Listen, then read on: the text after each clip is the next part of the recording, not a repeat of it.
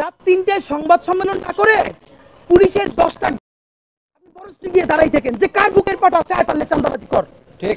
আমরা উপদেষ্টাকে দেখতে চাই আপনি প্রতিদিন কথা না বলে ঢাকা এলাকায় গিয়ে দাঁড়ান, পুলিশ নিয়ে দাঁড়ান, র্যাব নিয়ে দাঁড়ান, সেনাবাহিনী দিয়ে দাঁড়ান, মাইকে গিয়ে ঘোষণা করেন যে চাঁদাবাজ যদি থাকো পারলে কেউ ঠ্যাং ভাঙিয়ে হাতে দিয়ে দিব।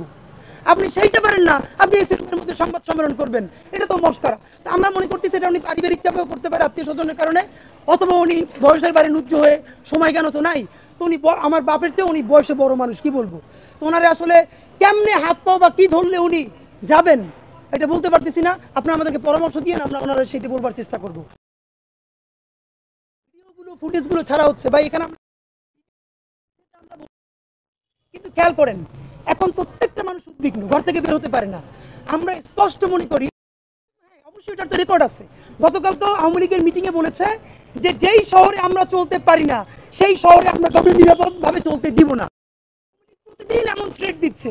সুতরাং এই সন্ত্রাসী চাঁদাবাজগুলো নিশ্চয়ই কোনো না কোনোভাবে গণহত্যাকারীদের সাথে সম্পৃক্ত।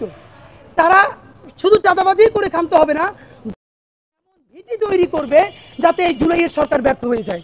আমরা এটাকে দুটো কোরিলেটেড মনে করি। প্লিজ আর কারো